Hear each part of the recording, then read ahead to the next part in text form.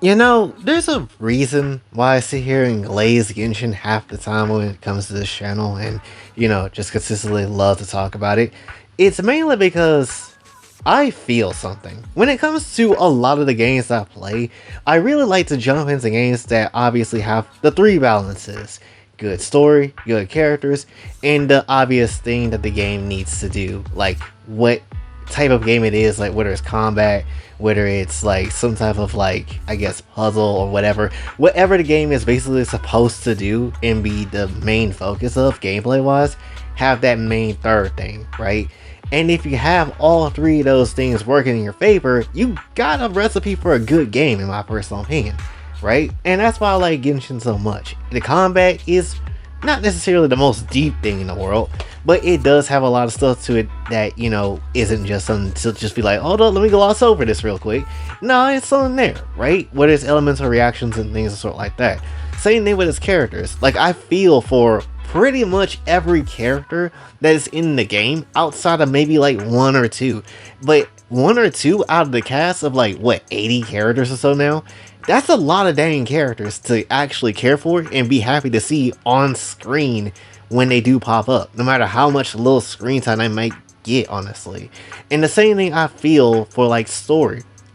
The story tells you exactly what you're about to get into, exactly what type of game this is going to be, and what you should care for, and overall, the experience that you're about to have. So when I play something like Wuthering Waves and something like ZZZ, it's a bit harder to do, mainly because these games have their own sauce to them, and yes, there is very much positives I can say about these games too, but compare it to Genshin, in my personal opinion, it doesn't hold a candle, at least in terms of like what makes Genshin works and what makes it special for me to continue playing versus something like ZZZ and Wuthering Waves. So that's kind of what I want to talk about today. So first off, I do need to go into Wuthering Waves because a lot of problems that game has is somewhat the issue I have with ZZZ 2, right? So when it comes to Wuthering Waves, I'll keep it very much stacked with you after playing it for almost a month. I don't care for the game's story. Like, the game's story doesn't give me anything to really super latch onto. In terms of like, oh, what's the overarching narrative and everything and sort like that. And I lost my memories. Oh no, gotta figure that out. And while they can be plot points that can work, anything can be a plot point at work, it's how they go about it. And I didn't know this at the time of this recording until I watched a whole another video basically talking about Wuthering Waves and how the story isn't that great. Apparently, they rewrote 90% of the story. So that pretty much tells us, yeah, this isn't a good sign. Like, if you have to rewrite 90% of your own story because you don't think it's good, that's a confidence issue. Because if it was me and if I had a story ready and I see something like Genshin and I try stuff for that, it's like, you know what? They have something over there, but I'm confident in my story, so we're gonna go ahead for it. And even if it's bad, at least you still had the, balls to be like, you know what, it's not great, but at the end of the day, it's still something that's unique to this game, and it feels like it fit in right. Where Wuthering Waves now, it doesn't feel like that, right? Especially in the beginning, because they just throw like a ton of different concepts at you, like tacit discords and tacit fields, and retro arc or retroactive rain or things of sort like that. And it's like, what the hell is half of this stuff? And then as you kind of go into the story, you're just like, dude, I don't even care for half of these characters. And then especially with the voice acting, in the beginning it wasn't that great. Like, I get it, it's probably the voice direction, but you mean to tell me people at Kuro Games couldn't just go back to those chapters and have them revoiced over?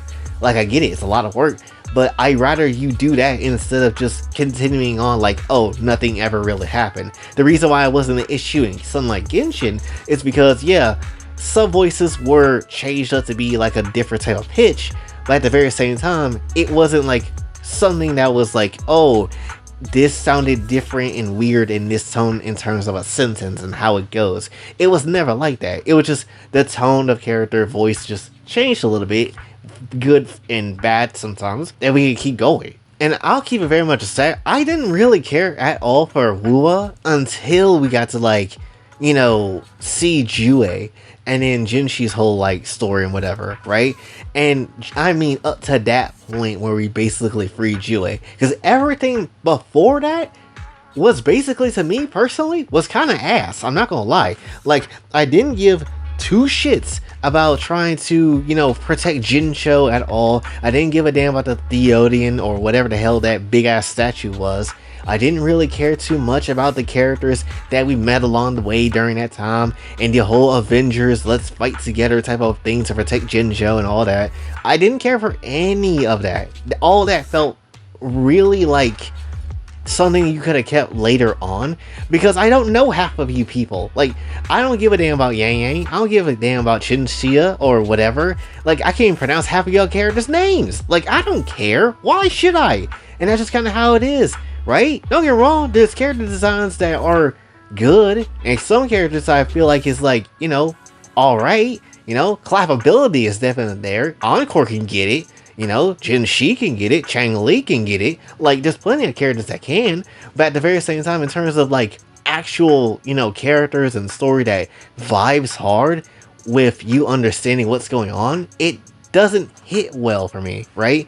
It doesn't feel like I should care, right? And until, again, when we got to fight Jue and figure that out, that was like, oh, there's some things in here that does matter, and some things in here that does be something I can gravitate towards, like Mount Firmament and the people being frozen in time. That's a cool concept.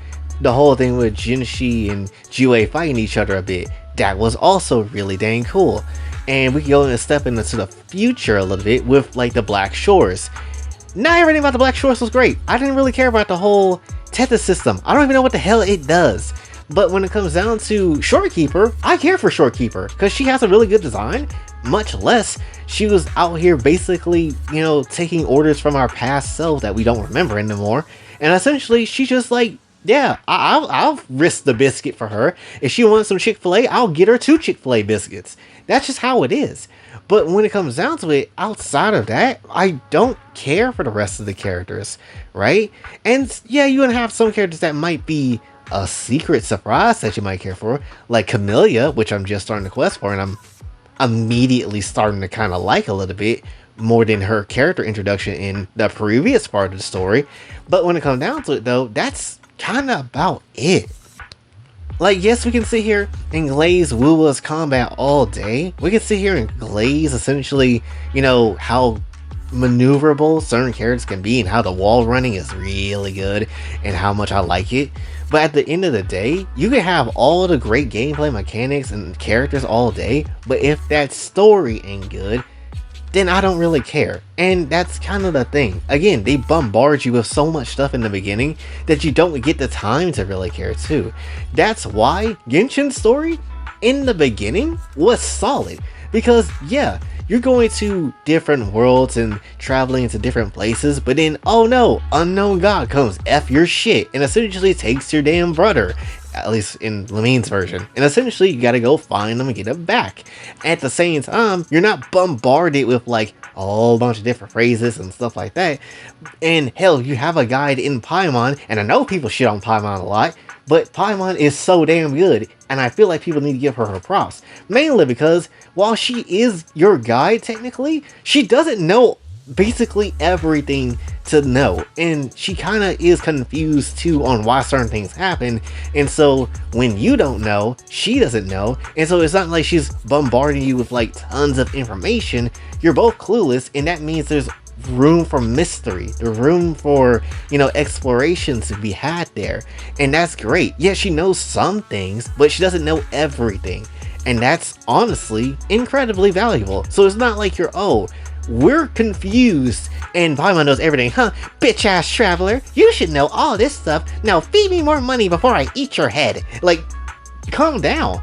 No, she doesn't do all that. She knows essentially like, yeah, you're new here, I'll tell you what I know, and that's essentially about it. And anything past that, bitch, I don't know. I'm just out here trying to eat shit, and that's just how it is. In a weird way, it's kind of like Paimon is holding our hand sometimes. as an audience member. To a point, it can get annoying and sometimes it's just repeated information.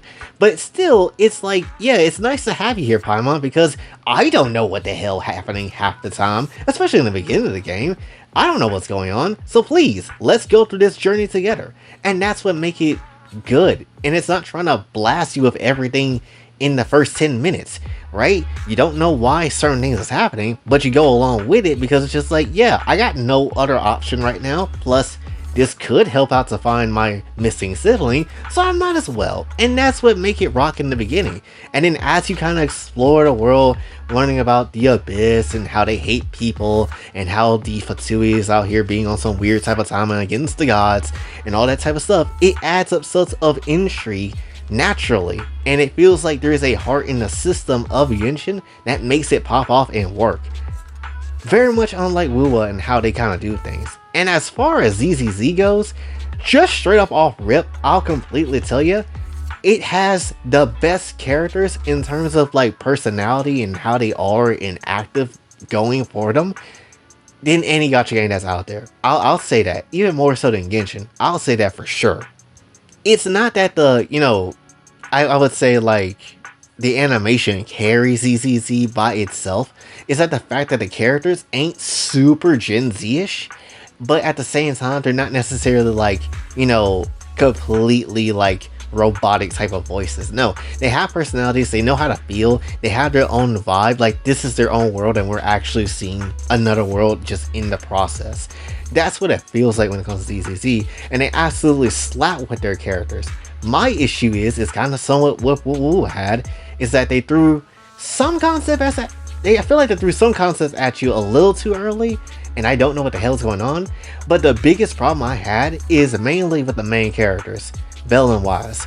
I had really no clue on what to feel for these characters, because it was like, oh, we're just kind of like, I guess, hollow type of investigators in a way or whatever, and essentially we're just guiding people out for money. Is that our goal? What is that supposed to do? I mean, that's fine, but what else is there? That can't be the only thing. And they waited so long before they actually tell you, yeah, we're actually hunting down information about our former teacher and what actually happened during like that one holla moment for them. And it's like, oh, okay, there's something there. But why did that take so long? You couldn't have opened up with that? Why was that a secret that needed to be kept from the player? I get it from Fairy, but you could have told us, the player, to be like, alright, this is the point in the game, this is our point, let's just go ahead and try to figure out information, right? And that's just kind of how it is. And it's kind of hard for me to care for ZZZ when you bombast with different types of characters all the time, and I'm supposed to care for them, and I really don't. Like, I skipped all of Yanagi's quest. Like, I'm not gonna necessarily lie, I didn't care for Yanagi's quest. I skipped through it because I just didn't want to sit here and look at this shit, right? And the only quest that was like really worth the time in some shape or form was really like, the Sons of Caledon, and then somewhat with Pubsec. Like, those quests were good because it wasn't like completely focused on, Bell and Wise. It did have something to do with them to kind of get them into the future, kind of for them to come back into the future, with Zhu Yun and Qing Yi. And then, Jane was kind of whatever, right? Because it didn't have really anything to do with Bell and Wise. But Miyabi's quest, like for Section 6, was amazing because it did have something to do with them, in a way. And that's just kind of how it was. We were dragged right into the middle of it. Sons of Caledon. We were all in that damn quest.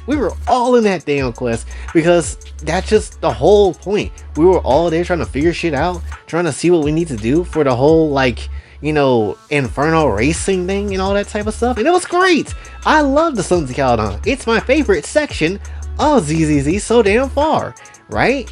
But at the very same time, when you get quests, mainly character quests, that don't really add anything, that you could have took the, main characters out of, there's not really much for me to care about. That's why I haven't really started Astra's quest, because Astra's cute, she's about fine as hell, big old titties, but at the end of the day, I really don't care to do it, because I don't know how much involved are we gonna be, And that's just kind of how it is. The only other time I felt something for, a quest regarding the main characters, and we rarely get moments for them, is obviously the end of the last major quest with Miyabi, when it's like, oh, we're not human all the way because we survived a gigantic ass blast. What the hell are we? And that was the first time I was intrigued by these characters. Skip their teacher, I want to know what they are. And that's essentially how it was. And add that with the gameplay loop of trying to build your characters, and it's kind of boring, and it's not that fun, honestly, after a couple of times. Yeah, it's very easy to see why I would mind, like, dropping ZZZ. As much as I don't want to, because I like the characters, but it's like, it's not much food for me there to really gravitate towards, right? Or something like, unlike, Genshin, where it's built up, especially in the beginning, where it's like, we're all going through this, and they have, like, a way of writing characters into the story where it gives you intrigue, and it's not overbearing, and it feels like there's something, naturally there for these characters to kind of be together in a set moment, and it's good all the way through. Where ZZZ sometimes don't feel like it has that, mainly in the character quests and not in the overall story type quests, And Wuthering Waves, they don't have that shit at all. It feels like they don't have that shit whatsoever, and it's like bits and pieces of what could be good, but then it's not really all that good, right? Because I'm in the new region now, and I still don't feel anything for anybody, and that's just kind of how it is. So, to kind of cap off everything, yes, I am a Genshin glazer, because Genshin did something that these games haven't really done, right? And that's not me saying Genshin is perfect, but at the very same time, I'm gonna care for the story of Genshin 10 million times over than I possibly would with everything else. Is Genshin story perfect? No. Is the pacing always proper? No. It did not land flat to the expectations of people? To a point. I mean, if you care for like the lore of what's going on in the world and how things work and who's above what and all that type of stuff, which is interesting, then yeah, you can kind of go into it with that type of perspective. And then you also go in that type of perspective where it wasn't really that focused on the characters. So it kind of comes down to what type of vibe and perspective you were hoping for. And that's kind of how it was. And you could kind of have Natlan and Fontaine kind of near each other, and you can feel both certain things in both directions, and you can kind of get a good idea of how it is, right?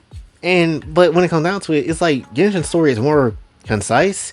It's efficient. It doesn't waste your time, it does have a lot of fluff in words sometimes, but it still is something that you can easily understand, get attached to, and vibe with. Something where ZZZ, you're getting attached to the characters, and that's absolutely amazing. That's a strong suit. But when the character's story happens and it's not really utilizing the main characters, and it's not really like affecting the overall world of New Eridu and things around it and stuff like that, it's kind of like, you can miss me with that, and it's skippable, and I don't really care, That's just kind of how it is. And then you can feel the same way, even more so with Wua, because there's bits and pieces of it that you care for, and bits and pieces that make sense, and bits and pieces of it that, is worth your time. But it's, again, only bits and pieces, and it's not a lot, right? Again, you have all of these games.